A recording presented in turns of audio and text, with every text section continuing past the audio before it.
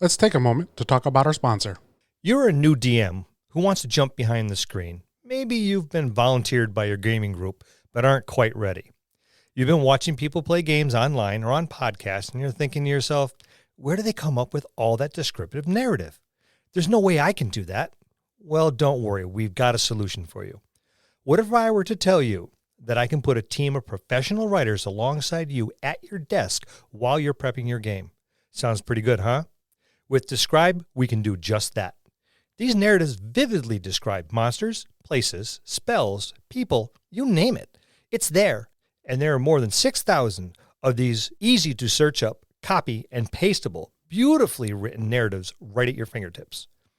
Confidently read these narratives aloud in your campaign and impress noob and veteran gamer alike.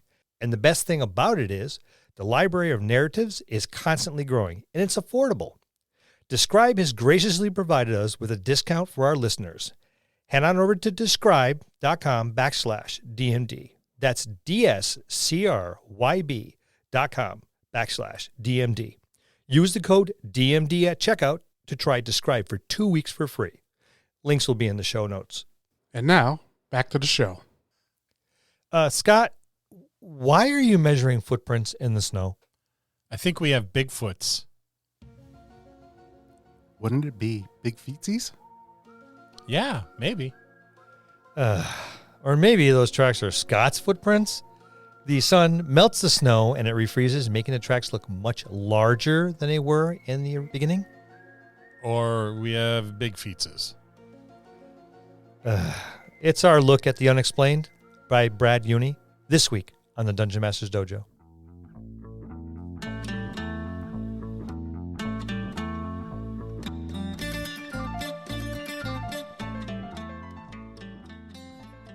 Hello, and welcome to another episode of the Dungeon Masters Dojo podcast. This is a show for game masters and players alike. We hope to bring you tips and tricks to elevate your game and develop the art of dungeon mastery.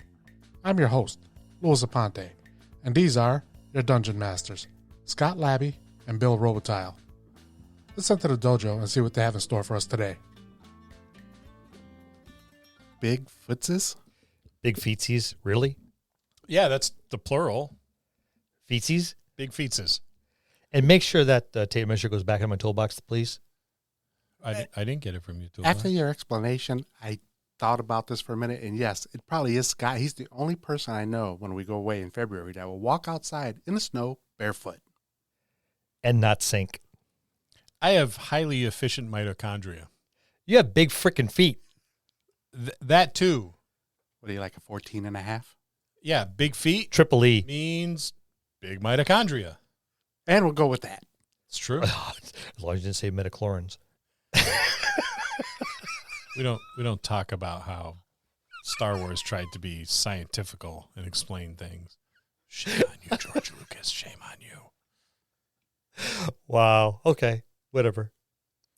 Brad, thank you very much, sir. I personally want to reach out to you and give you a pat on the back. Awesome job. Yeah, Brad was really, well, he was awesome. He came and he joined us on the podcast, but then he sent us a copy of The Unexplained, and it's a nice book. He didn't go cheap, you know. He sent us a hardcover. It is a kick-ass book. It is. It's cool. I liked playing the game at Carnage Con. I had a great time. Brad's a fantastic game master. And the game itself was really enjoyable. 293 pages this book is. Yeah, I can't imagine having that much to say. I mean, I do have a lot to say, but it makes like... Yeah, but none of it makes as much sense as Brad's 298 pages. That's because you never make sense. That makes sense. Anyways, we're moving on. We digressed enough. So we have a nice hardbound book. Yes. Very, very, very nice. The cover is unique. It is. Starting from the beginning, the cover is unique. There isn't like this big splash of multicolored, action-packed piece of artwork. There is this wonderful piece of it, Unexplained, and it shows a mysterious crop circle baffles local police newspaper piece and a couple photos thrown in there. Yeah, Polaroids. Well, yeah. And for those of you that are of a certain age, you know what Polaroids are. But for our younger listeners, we didn't have cell phones that produced instant results. You had to. You didn't have cameras that produced it instant. No, you didn't. You didn't have that until the Polaroid came around, which is this big chunky camera, and you put a special film in it, and then you took a picture, and the picture came out, and you had to pull it out of the camera and shake it. You didn't have to shake it. Just it. people always shaked it because they thought it would happen faster, but it didn't. No. I spent all that time shaking Polaroids. That's because it was practice. That's because I'm what, Lewis? That's because I'm what? You're practiced. That's unnecessary. Oh, that's horrible. That's terrible. I said it first, but I'm glad you're getting blamed for it. Yes, bring out the Aren't old, you guys the married ones? Isn't that like a cornerstone of marriage? Is the self-gratification necessity? Necessity's probably right, but I speak for those that are 60 and older. What the cover looks, I'm trying to get back onto the like PG-13 track. What the cover looks like to me is the beginning kind of shots of a TV series, the intro. Exactly, yes. Oh, yeah. Like the X-Files had those pictures. Or The Unexplained. The Unexplained, yep. What was the other one? Leonard Nimoy did it, and now the new Spock does it. In Search of. Oh, yes. yeah. Yep. And Kolchak the Night Stalker was the other one I was like. And there's even some on Netflix now, like the UFO files and stuff like that. It looks just like that. It has, very definitely has that flavor. So the minute you look at the cover, you know exactly what's going on, right? I'm getting a game that talks a lot about the unexplained stuff. Bigfoot's Yeti. Feces. And Yeti? Yeti. It's like octopi instead of Yeti. Yeti. Multiple Yeti. Yeah, or Yeti. It would it be a flock of Yeti? Would it be a gaggle? Would it be or a pack? Herd? A herd? A herd of Yeti, maybe? A herd of Yeti? I think it'd be a pack. A pack of Yeti? If you're in Russia, it'd be a murder. Yes. Yep. Yeah, most definitely if you were in Russia. Yeah, so that's so you learn something new every day. Yeah, it's a there you go. A herd of Yeti. More than one Yeti is a Yeti. Or a clan? A clan of Yeti? I don't know. Do we have any listeners in Tibet? Tibet, yes, by all means. Actually, do we have listeners in Tibet? Now we have to search it. Yes, we'll search it. Yeah, we'll search it. We have to see if we have somewhere's up at the foot of Mount Everest in one of the camps. Yeah, there's one nerd or a Sherpa or two that are like, hey, these guys are kind of cool. Yeah. Get a load of these assholes. Like they've got nothing better to do but talk about make-believe shit. Or it could be the Yeti listen to us. Maybe it's the Yeti. Yes. Yes, there you go. We'll get it right from the Yeti's mouth. Yes. If you have a laptop with like keys big enough for your giant Yeti hands, then just steal one from one of the adventurers. A tablet will work as well. I'm sure you've devoured a Sherpa or two. Check in the pile of packs, see if there's like a tablet or something. But back on track. We digress once again. Okay, but the quality is pretty good. I really dig the book. You go to the table of contents, and the very next page is a mock adventure. An explanation. The investigation. Yes. The Jenkins house. And there's just strewn all the way through the books. There's these little blurbs in here, full page of the narration of what's going on. And then it stops and asks a little question, what do you do? Or what's your next action? And then it gets into the explanations of the book. And That's pretty cool, though. It's really cool. The borders along this thing, every page, it's got a little bit of everything in there to represent all the different things that might be unexplained, whether it's cryptozoology or UFOs or the undead or different planar creatures. So I'm like, even the border was cool. I'm in love with this freaking book. I'm just going to say that right now. It's I'm in love with this book. packed full of information too. There's not a lot of wasted space. There is not. You know, so maybe I looked up the price. You can get it for $50.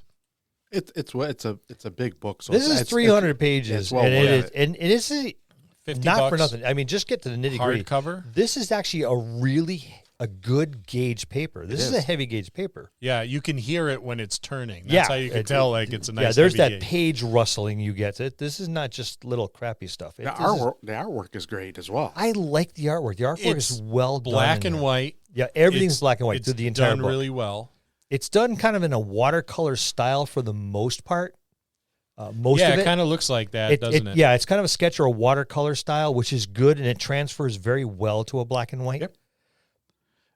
It kind of reminded me, and I think I mentioned this to you both, how the original TMNT was written. Yes. And that's format. Yeah, with that same print it's got, style. Actually, it does have a very similar. Yeah, you did mention that, and it has a very similar format to a little bit cleaner. Yeah, a lot cleaner. And a better organized. Yeah, way much more. Yes. Don't get me wrong. I love my TMNT. Love my Me TMNT. too. That's where Lou and I met. Yep. Oh. That's right. Under the soft glow of the player's handbook of TMNT. One of my favorite games. Yep. I had a sloth character in TMNT that I really enjoyed playing. A mutant sloth. Aardvark. I remember I ran both of you against Eek. Yep.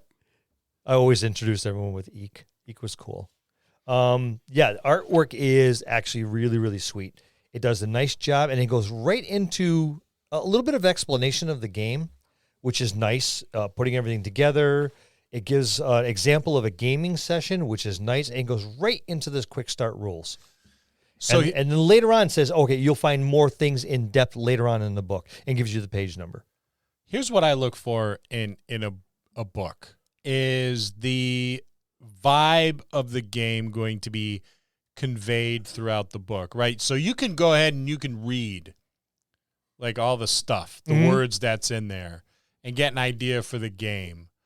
But I like to see, like, does the artwork provide a thematic element for the game, and does the presentation on of the book, the cover, front and back, do that?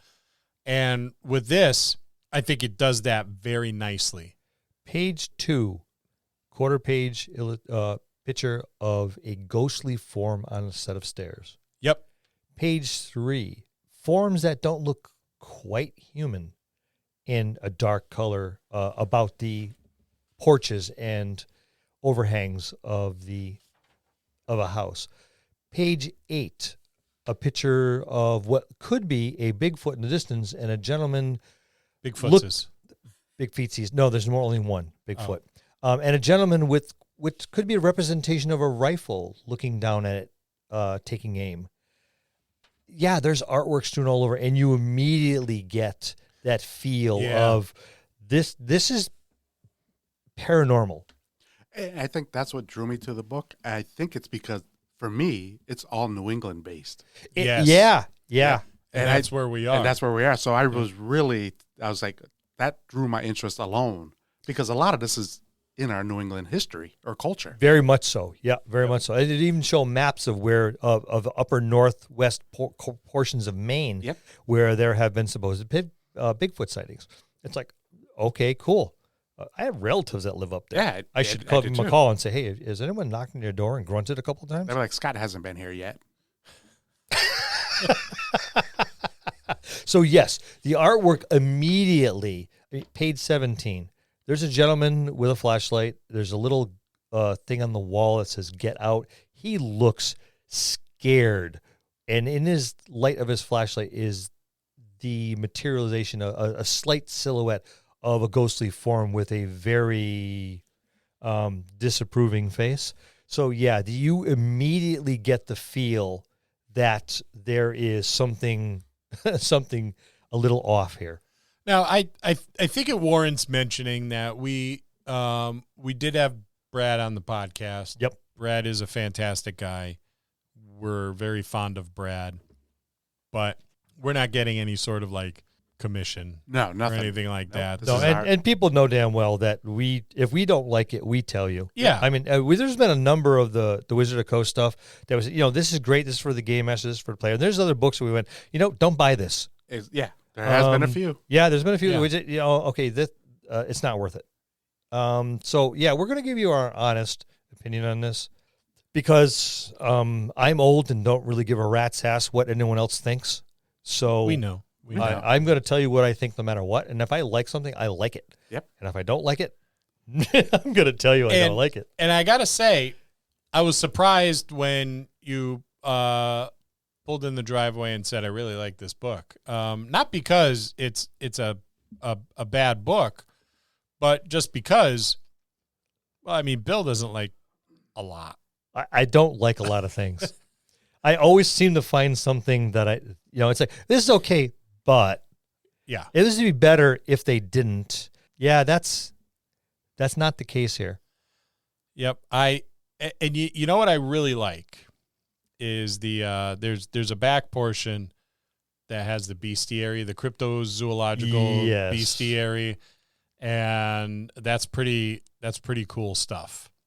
What I like is it tells you the basic rules and then immediately shows you some pre-gens that are in here, along with their backstory and not necessarily the actual character sheet, but enough information on there where you could fill out a character sheet. You could play these characters. These are NPCs, but you could play these if you needed to. Yeah, if you could wanted to. probably photocopy that and do just fine. Yep. With that, which is nice to see. I mean, you have, it seems like you have everything you need to just jump in and start running a game, right? You got some NPCs, Right, and then immediately after that goes chapter 2 in creating characters. So you can create your own character and goes through all the necessary things that you're going to need to find in here.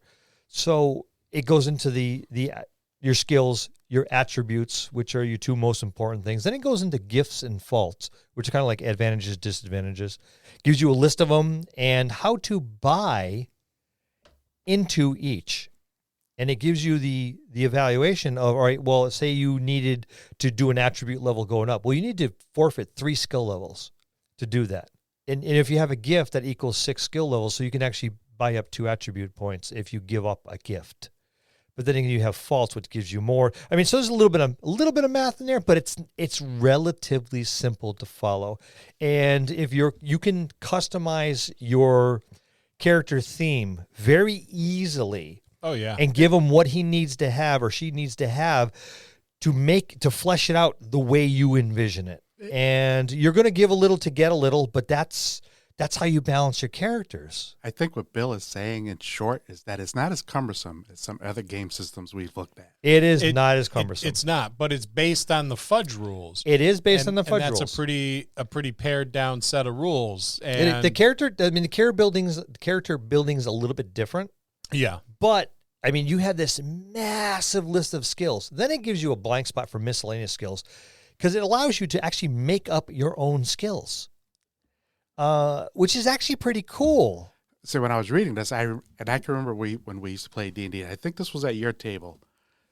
If you knew how to do something in real life, you could do it in the game. I did make things transferable. Yeah. And So I would give you a skill, and I'd give you a skill level at it and say, okay, you're at this. And so I think that's very transferable to this is what this I'm is saying. extremely, because this is a little closer to modern times. Yep. Although I could very easily see this whole thing shifting into the Victorian era. Any era, really. Yeah, any era. But but more often than not, it is built around something a little bit more modern, which is fine because it lets people draw on real life experience, real life knowledge. Yes.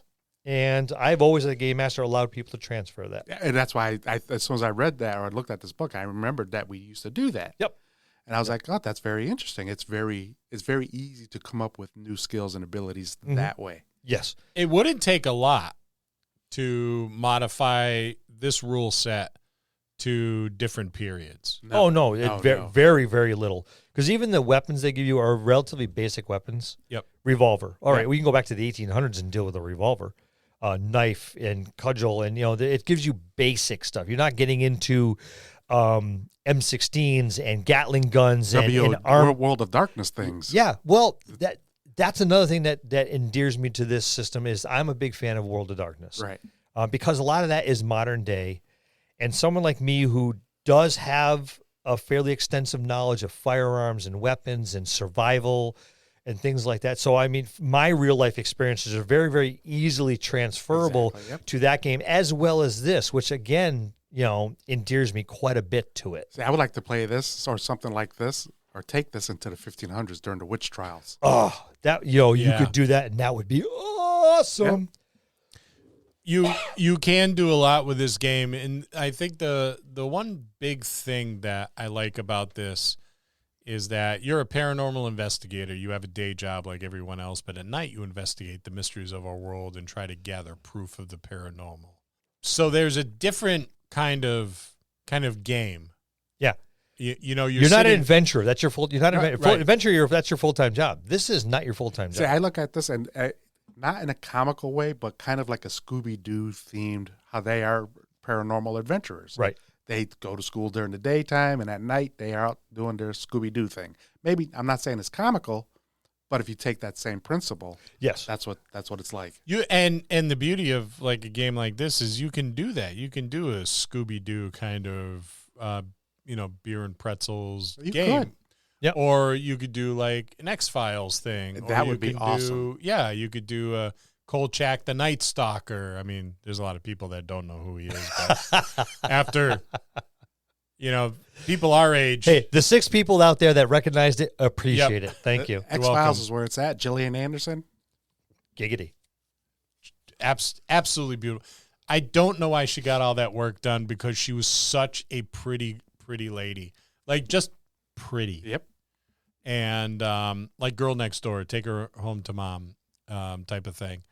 But I guess the rigors of Hollywood, they don't want you to age gracefully and be a beautiful, mature woman. You have to get plastic surgery, which is a shame. Be comfortable in your own skins, ladies, no matter how old you get. Moving along. Bill's looking at me like I'm insane. No, I had something to say, but it was hugely inappropriate and was going to be edited out, so I'm not going to say it. Thank you. Thanks. Just saving you work, Lou. Only took 2 years, right? Only took 2 years. Yeah, don't get used to it. It was a moment. It's fleeting. I take them as they come. But all in all, like I said, what really drew me to the book was it's very New England vibed. For me, it was. Which is, So it's home. Yeah. It's backyard. Yeah, it feels very backyard. There are there's a lot of references in here that are actual. There's a lot of references that are make-believe, that are made up. And the trick is, if you don't follow this kind of stuff, you're going to have a very, very difficult time figuring out which one's which. Yeah. Let me ask you guys one question, though. Was there anything you did not like about this book? The fact that I don't have more than one. Yeah, I was going to say that Brad only sent one. Yes. We would have preferred 3. So, Brad, if you're listening, 2 more, please. I hope you are. I'll even take the paper back. Yep. No, not really. I kind of like I like everything about it. I liked how the rules aren't like bulky, clunky, or heavy. Right. I like that it takes a different approach, right? So we're not getting on the game table and rolling dice for combat. We're doing a lot of like role play stuff. Right. I think I'm at the age now where that's what I really want out of my games is story driven role play heavy stuff. And yeah, I like a good slobber knocker at the game table. I think those are great. Big battles, machine gun fire, clanging of swords, all that stuff is really, really cool, but it's nice to leave that behind for a while and get really like invested in a story and like get behind a character. Well, what drew me to it is this is a thinker's game. Well, it's good it is a thinker's game, but it's good if you want to take a break from D&D or your other tabletop game. Oh, yeah. This should be on your list. The one thing I wish, or that I can't say I didn't like, I just wish it was like $10 cheaper. And that's just for the people who really can't afford the $50 price tag. There's a paperback for considerable less. See, I did not know that. and I don't know if that was because I found this on Amazon, and for hardcover is like $54.99 new on Amazon, and paperback is used for $11, and a new one like $45, which isn't. That's not bad, but bad. $50 is, I think, for some people out of reach. It does seem. I mean, it's everything you need is here. There's a lot of information here. It's packed pretty good. It's 300 pages. $50 might be a little steep for a lot of people. It may prove to be a touch. But see, I didn't know there was a paperback until you said it. Right. So that brings it down. It knocks the price down a little bit. Here's my defense of this, right? All you need is this one book. Yep. Right. So 55, let's say $55. It's like 54 and some change. $55. You have 300 pages and everything you need to play the game, right? You don't have to get like the newest book that comes out. There's not 3 books to get before you can effectively play the game. Like there is with like D&D. I mean, I looked at my D&D shelf for 5th edition. I had to move stuff around because it was starting to bow the shelf. Yep, I'm running out of room. Right, there's so much of it. So you're not. Yeah, $55 can be expensive, especially if you don't have that kind of money laying around. But once you have the book, that's it. Or if the whole table pitches in. You know, and so it's for me. And I may be in a different financial position than a lot of other people. There's some people that make substantially more money. I get like social work pay, so I don't make a lot. But in the podcast, Lou pays us like absolute shit. You haven't shown your worth yet. And we're so like talented, me and Bill, so I'm surprised. I know. We practically glow in the dark. The aura about us is so awesome. I think the problem is that Lou is our manager and our producer, so he negotiates low, so he doesn't have to pay us. It's just easier that way. But we'll talk about that like next year off mic. We should unionize. We should. No, it's in the contract. But it's worth, and if I'm going to spend a little extra money, like I can get a D&D book on Amazon for like $30, right? So it's like $25 cheaper than Brad's book, but it's limited. The D&D book only has a specific rule set or only a couple additions to the game, or a piece of a setting. Yep, you're right. It's limited, where this book here is complete. Yep. I think you can also transfer this into different genres, into your fantasy. Yeah. The value's there.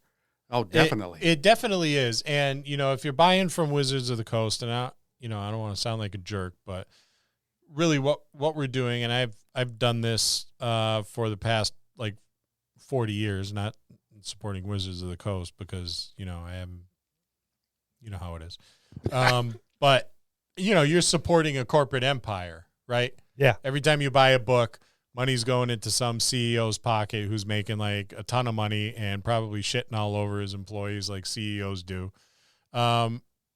Spending the $55 for Brad's book is supporting a local indie game developer. That's true, yes. And for me, that's like, you know what?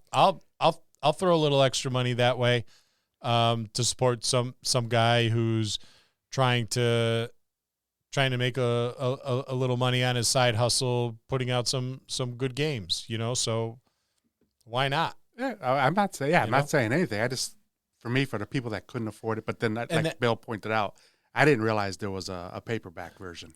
I found one on the Amazon. Speaking of evil corporate empires. So hypocrisy is live and well. We have. I have a thing with Amazon, so I can't say anything bad. You do. You have quite the love affair with Amazon. It's more a fetish. Yeah, it's yeah. We hear about it. Yeah. Are you still shut off? Did the missus? Yeah. Shut off once again. Oh, yeah. Yep. Yeah. Click to buy. He doesn't use his fingers. Yeah. Now, where can you get this? Well, I found it on Amazon for new $54.99. There is a paperback, which I was shocked. I didn't think there was a paperback, but that's they say collectible from $45. So I don't know. And then one used for $11. And then of course you can go over to carnivoregames.com, which is where Brad's got his games. And let's see. The Fat fingers and small buttons. He doesn't scroll very fast. Yep, I think you can. Oh, I clicked on the wrong one. Well, yeah. Now Playing is another game by Brad Younie, which is I'm kind of interested in picking up a copy of that. Okay, so on Carnivore Games, this is where I like the price to be. It's $39.99 for the book. There you go. Okay, so $39.99. That's where it needs. That's Evil like Empire. That's pretty good. That's the price I wanted. That's to see. where that's where it needs to be. And you can $39.99 for the book or $20 for the PDF. Right? So there you go. That's not bad. That's where I wanted it to be. PDFs. Yep. I do too. I like to hold on and feel a book and smell it. And you can't do that with a PDF. No. But if, even if like the $40 is out of your price range, then $20 ain't bad. Exactly. Right? Yep. And you can share that PDF with everybody at the table. And I'll put the links in the description. That's even better. Lou, you're awesome. And go to Carnivore Games, right? Go to Carnivore Games. Support Brad, who's an awesome guy. He really is. He's a fantastic guy. He put out a really good game with the Unexplained, and we're supposed to be getting together with Brad, and he's going to run us through one of his convention adventures. Will we record that? Of course we will. Why wouldn't we? Keep your ears open, people. Yes, and I'm telling you, if you ever go to a convention and Brad's running a game, sit at his table. You'll enjoy it. I was upset when the 4 hours ended because I felt like I could have gone for another 4 hours. And at Carnivore Games too, you can go and pick up the Now Playing RPG. We touched on that a little bit when Brad came on the podcast, and that's $18 for the PDF. I'm hoping to get a hold of like a hard copy. I think we talked to Brad about that. Yeah, we did. Yeah, we'll see what happens. To take a look at that. But the concept of that, even if you're not interested in the game itself, the book sounds like it's worth picking up. These are all good just for the GM. Yeah, for the GM, for tool belt, and just for ideas. Mm-hmm. All I know is I got done reading this last night, and I breezed over it while I was eating breakfast this morning. And by my 20-minute drive to work, by the time I got to work, I already had a character built in my head. So I'm like, ooh, I haven't done that in a while. Fixated on something. Let's say it was a Scott moment, but not in the shower. Not in the shower. No, I was fully clothed and I had dry. a good one in the shower today. Oh, we geez. won't hear about your exploits. That's Another hands-free adventure. Or was it a handful? This is why we have an explicit rating. This is why the kids can't listen to us. Half full. I got big hands. Yeah, we know. And feetses. And And that's it. feetsies. So you probably already know what we think, but Bill, Yes. what are your thoughts? Is it worth it? It is worth it and then some. I think even at the $50 price tag, $55, I would pay that. Number one, because I like the book that much, and number two, because it's someone local, it's an independent. I would pay an extra $10 just to support someone like that, and instead of Amazon. But you don't have to go to Carnivore Games, and you don't have to. But yeah, I would hands down. This is probably one of the best books I have been exposed to in quite some time. And go to Carnivore Games and pick it up as opposed to Amazon. Not only is it cheaper, but you know what? It's worth it. Yeah, and I mean, honestly, guys, you know, every penny you spend on Amazon is going towards the rocket fuel for Jeff Bezos to fire another giant pecker into space. So, you know what? Support Dicks in space. Yeah, support Brad instead. Yes. You know, he's not driving a giant pecker around in space. You know, Lou, what do you think? I like the book. I really do. Like I said, for me, it hit home because it's all of New England. Yeah, and that The homeboy. Yeah. I like that because I'm from New England, right? I mean, I guess if I was from California, I'd be like, big deal. But you know, because I'm from New England, I'm like, this is cool. It's right in our backyard. You were from California. Make it a big deal. The book's that good. I think that's all you really need to hear, right? That's it. And that's our look at The Unexplained by Brad Younie. We'll see you next time in the dojo. That's going to conclude this episode. Thanks for tuning in and listening. Please subscribe to the podcast for more great content. If you'd like to hear a particular topic, you can reach us on Facebook at the Dungeon Masters Dojo, or you can drop us an email at thedungeonmastersdojo@gmail.com. Thank you, and have a good day.